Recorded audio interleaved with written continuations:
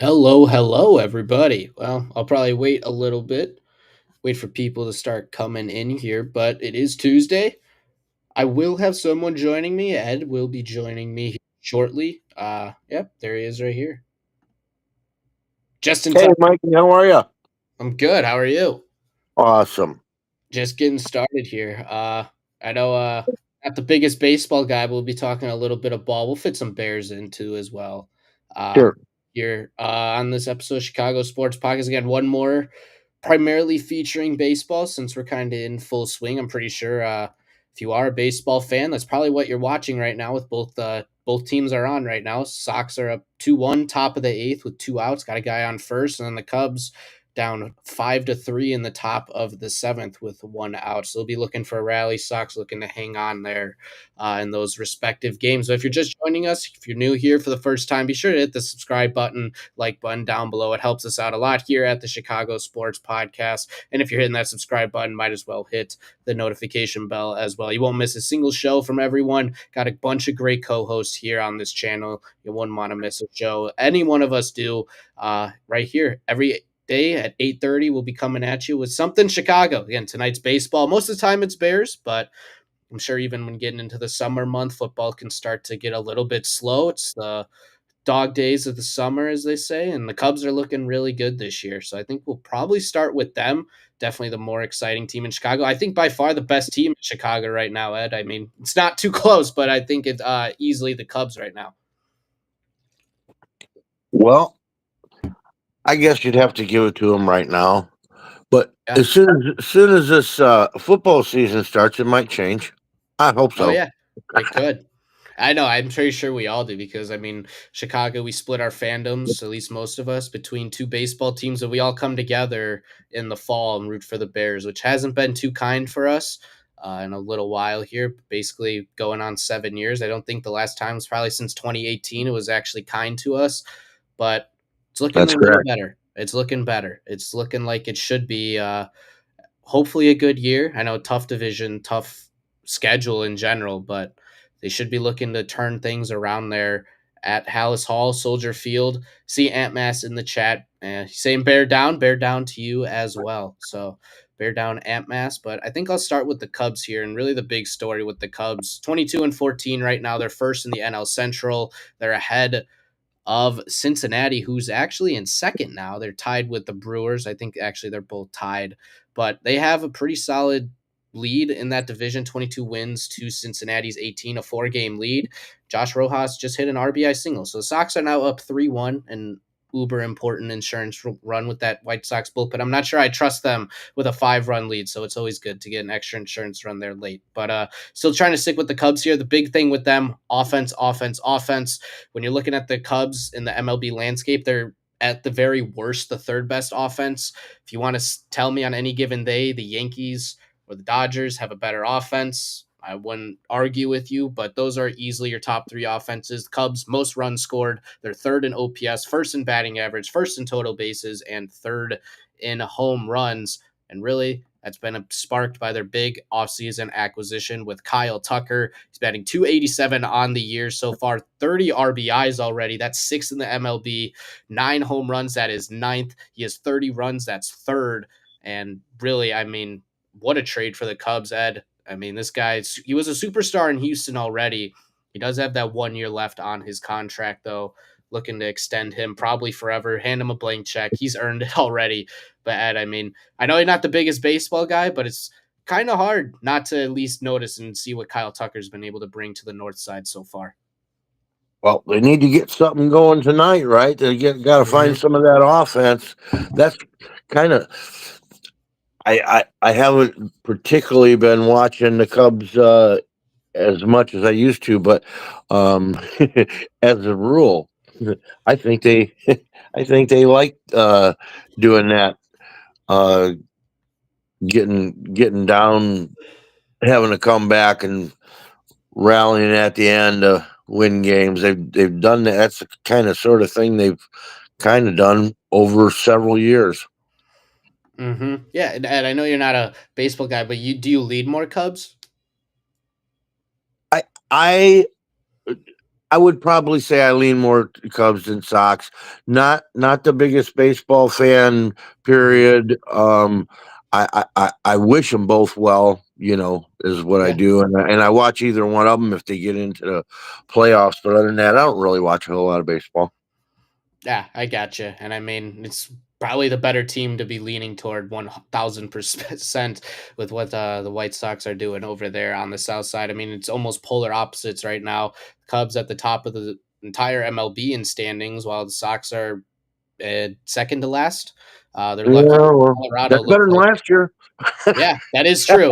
I will say it's not that hard, but they are indeed doing better than last year right now. But yeah, I mean, looking at the Cubs, their offense, there's not too much to talk about. It's just really good. Kyle Tucker, again, you have to extend him, but the big breakout, Pete Crow Armstrong. This was a guy last year that struggled, I thought, in my opinion. He ended up with a 237 batting average. Not terrible, not great, but in 372 at bats, just 47 RBIs, 10 home runs.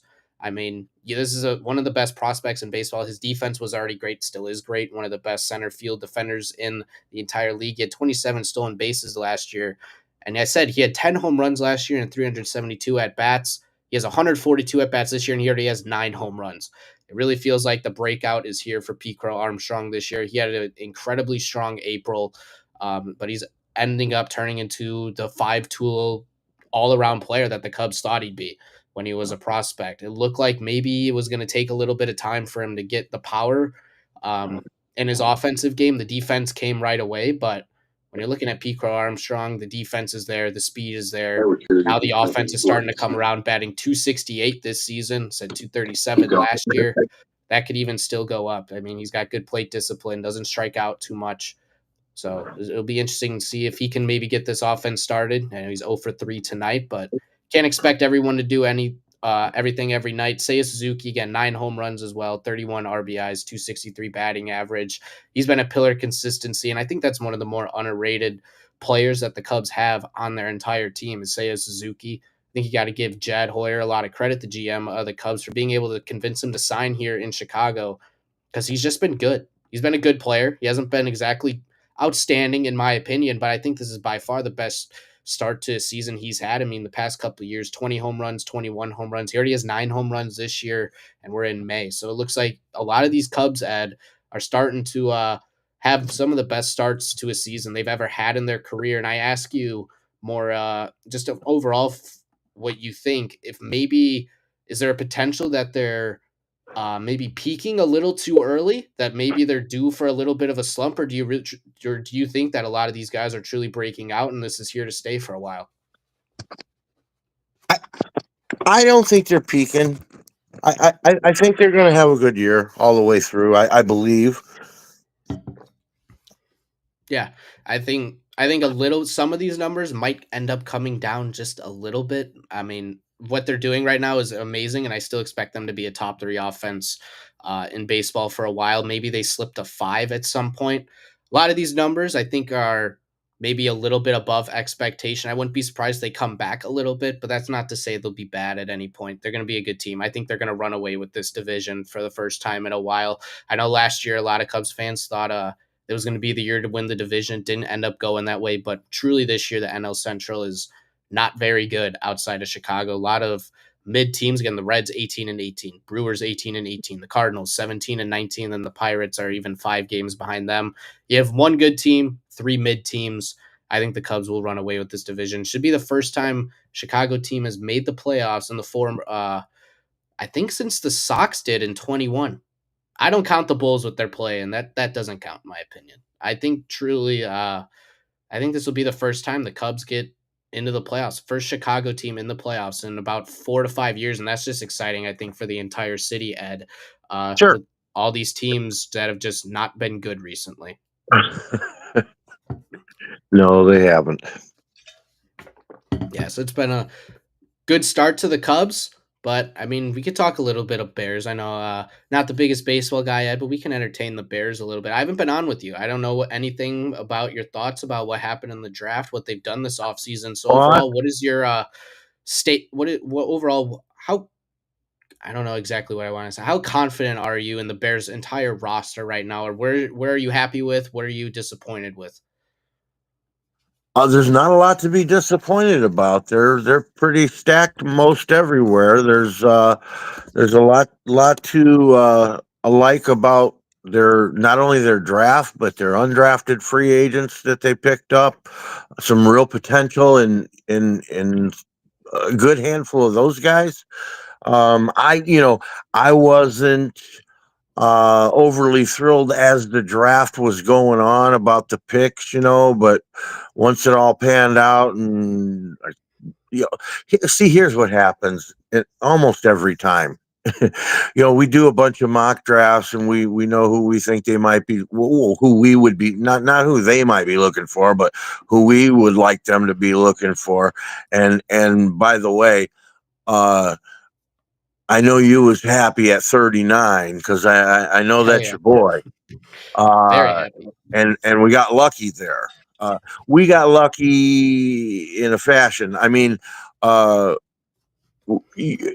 I'm sure you know that we don't know nothing, but I truly believe, and I'm sure you'd agree with me that if that Ohio State running back Henderson wouldn't have got picked at 38, we probably wouldn't have got uh, Mhm. your boy.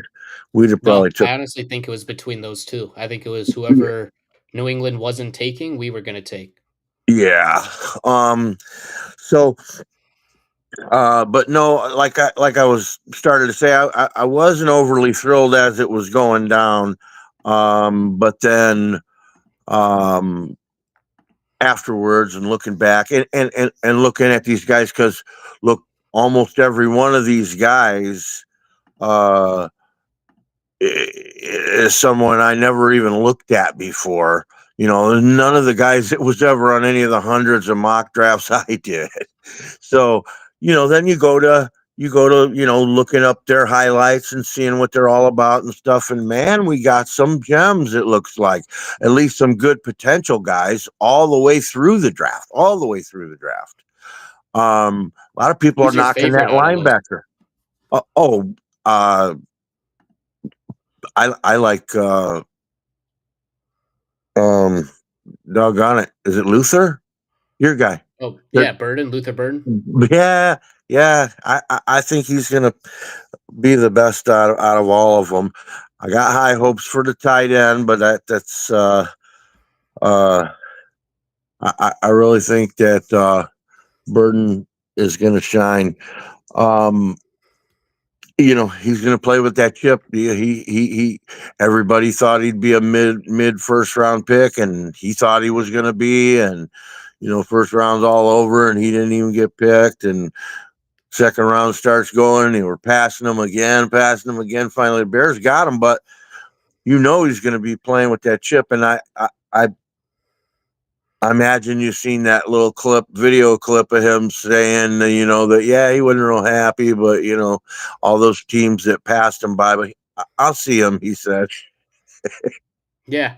Yeah, no, I mean, "Yeah, watching Luther grow up basically here at Mizzou, he's always been the chip on my shoulder guy. I mean, there was a few Mizzou games that, stuff gets said on social media between the two teams, and he took it to heart. And honest, I think in those two games, he went over 100 yards. So he's also a guy that if he has the chip on his shoulder, it feels like he walks the walk, doesn't just say, I'm going to do something, kind of doesn't show up. He showed up both those games. So I think that's also a good thing to have in your back pocket is a guy that shows up kind of when he, I don't know, not I don't want to say when he wants to because that's not what I want to say. But when there's stakes high going into it and people expect him to perform, he ends up showing up, which is big. right on." Yeah, and aside from him, like I say, they're all pretty intriguing picks. I'm really hoping that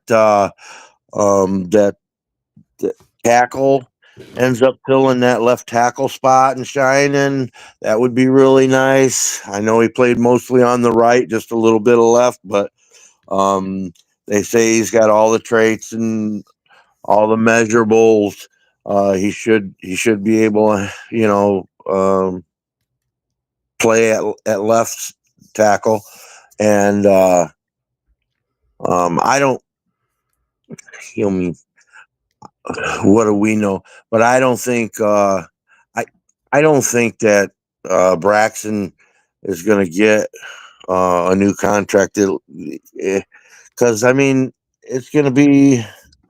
He has started from day one, so he's going to want like starting left tackle kind of money, and he's not really. I mean, he has started because he played for the Bears.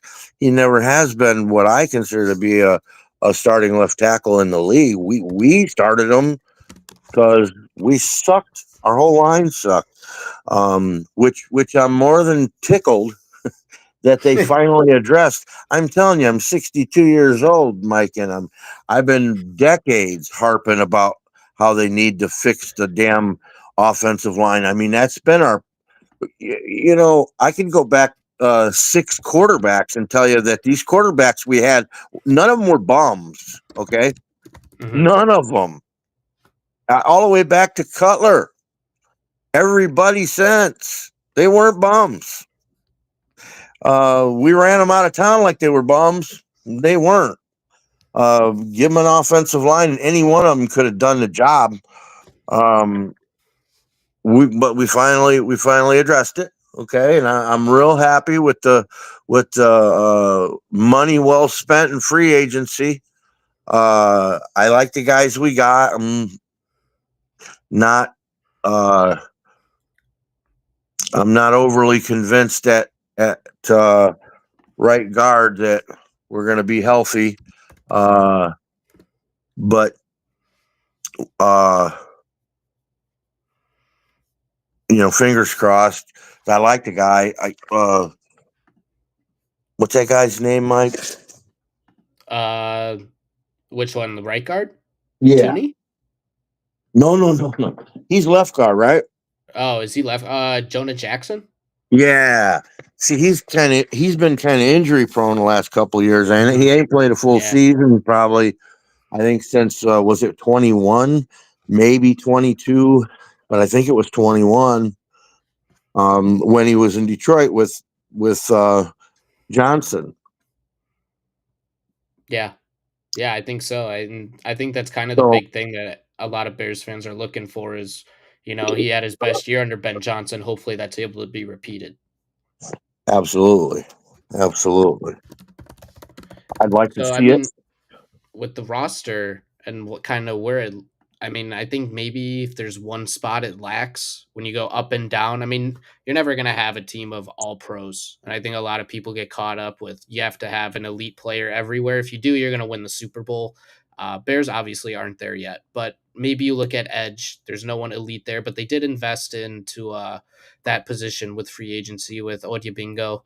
So they tried there in free agency, and I mean, running back feels like the weakest position group, but it's not awful in my opinion. I'm not entirely high on DeAndre Swift, but do you think that they should be looking at a veteran running back in the free agency market? A J.K. Dobbins and Nick Chubb. What are your thoughts on that? I I don't. I think they're going to be all right. I even like this kid they picked up in the seventh round. I ain't saying he's going to tear up the world, but uh, for a seventh round pick, he's a stud. He's a little Yeah, guy, not the fastest, but you see him blowing people up, pass blocking. You see any? yeah, You saw his highlights, right? oh yeah, yeah, I mean to tell you, that little son of a gun knocks the shit out of some yeah, uh, edge rushers or defensive tackles coming in after his quarterback. I mean, he knocks them back. Uh, it's crazy how good he blocks.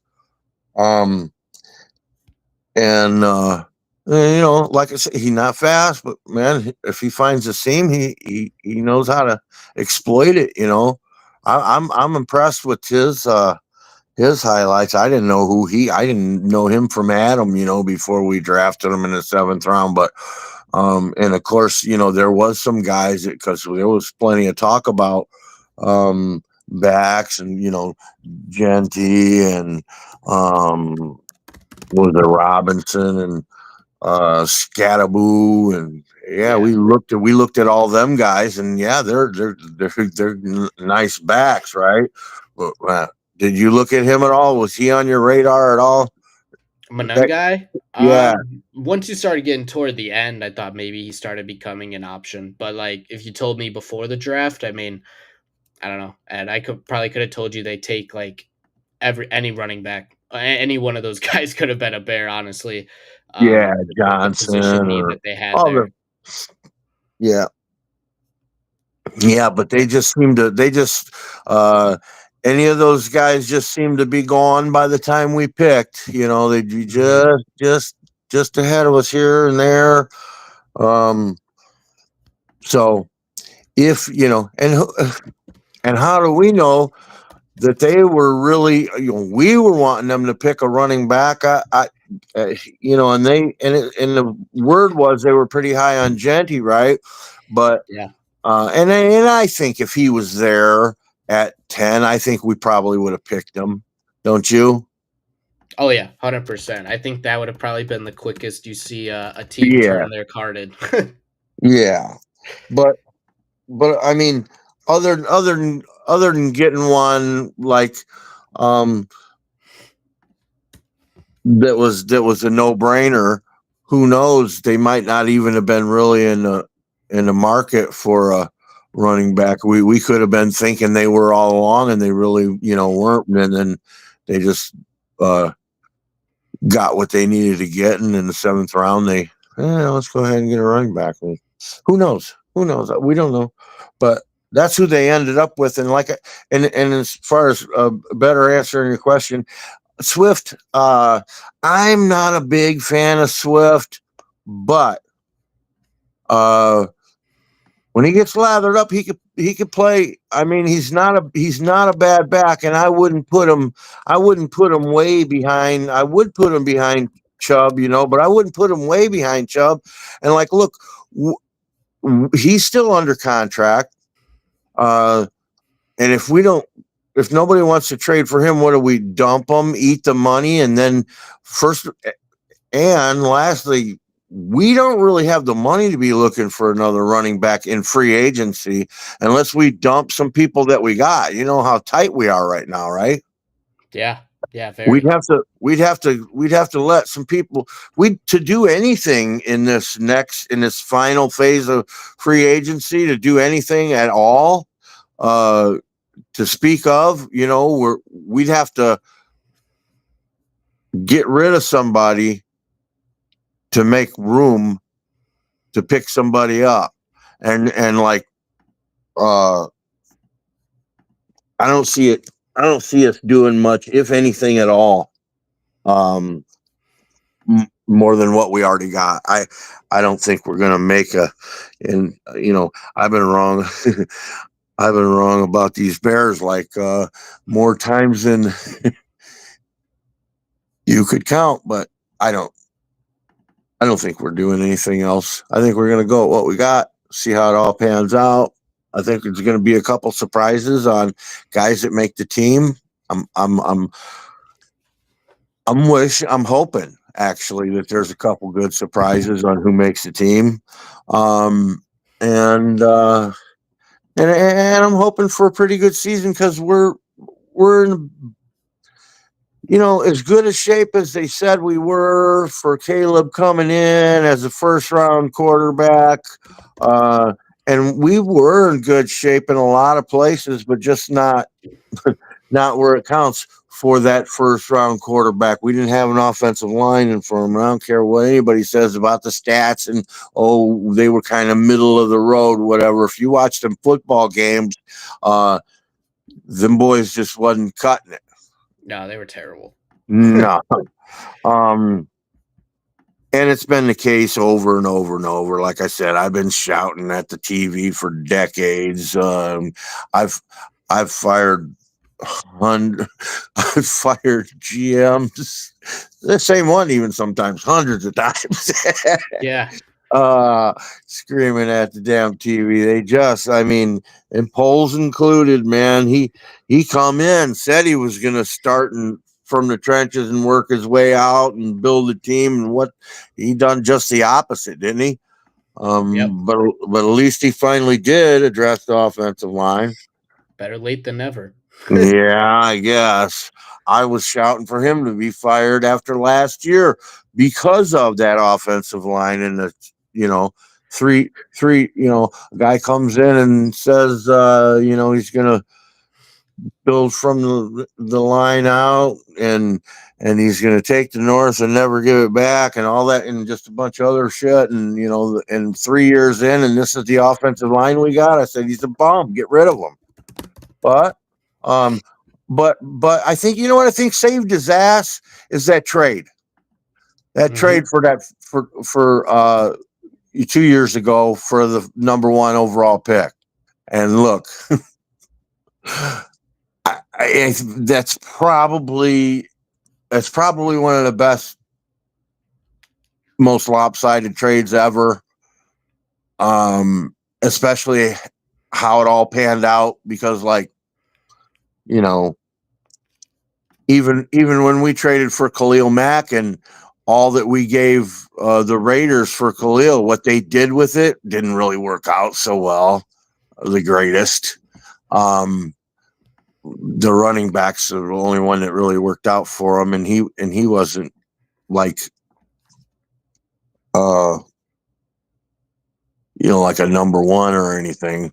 But then but then Khalil didn't really all work out all that great for us either, other than the first year. But like I say, we got our line pretty much. I'm hoping the rookie uh, comes up big and fills in that left tackle spot, and I hope everybody else stays healthy and solid. Because if that line stays healthy, man, if if if that offense as a whole stays healthy, it's going to be mean, man. I mean, it's going to be hard to beat uh, if they stay healthy. Yep. That's the key. Yeah, you got to stay healthy and hope the coaching is able to elevate the offense. I think that's the big thing as well. I think transition maybe a little bit off Bears talk. I think we'll give the White Sox their due diligence, then hop out of here. Don't want to take too much time getting up Sure, here that 30 sure. minute mark. Want to thank everyone still again for coming out here on the Chicago Sports Podcast. If you're brand new, hit the subscribe button, notification bell. Mentioned that a little bit earlier. Be sure to, if you weren't here, be sure to do that again. And hit the like button as well and keep commenting down below. We'll get some comments if we got some time here, but we'll talk a little bit about the White Sox here. Being the White Sox fan hasn't been too fun recently, but again, 10-25 this year. Again, one of the worst teams in baseball. That kind of goes without saying. They're somehow, luckily, not the worst due to the Colorado Rockies actually being Yay. on pace to break their win or loss record, not win record, definitely not win record, loss record from last year. They are 6-28 right now, and Wow. most definitely on pace to break that record the Sox set a year ago. So hopefully they don't have that record for too long because that would at least be good. And as I'm talking right now, Sox are in the bottom of the ninth, up one, and they've currently loaded the bases. So that is probably the least surprising thing I've ever seen in my entire life. And they're probably about to lose. But outside of the actual MLB team itself, they're getting closer to at least bad fun. They're still a little bit ways away, and that'll come throughout their farm system, which is developing well. You have the two best left-handed pitching prospects in baseball with Noah Schultz and Hagen Smith. Sorry, combine them there for a second. And then your next two are Kyle Teal and Brady Montgomery. They came over from Boston in the Garrett Crochet trade, and Kyle Teal is probably imminently getting called up to the majors. He's batting 257, 389 slug, 354 on base, 743 OPS in Triple A this year. He has 3 homers with 4 doubles, but his defense has been good as well. So him and Edgar Cuero, probably your catchers of the future. And Braden Montgomery also coming over in that Boston trade. He was the big piece that I really wanted in that entire trade from Boston. If they were going to trade with Boston, you needed to have. I really wanted Braden Montgomery in the trade, and he's proving me right why I wanted him so far. He started off in single A, it got promoted basically instantly to high A, where I mean, just in 25 at bats, he has a 360 batting average, 760 slug, 1200 OPS. He homered twice tonight. I mean, this is a guy that's probably going to fly up through their entire farm system. He's going to probably be in double A at absolute worst by the end of the year, probably even triple A. He probably debuts next year.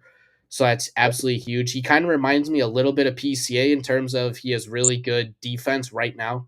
He could go play the field on an MLB team right now. His bat, though, needed to improve a lot.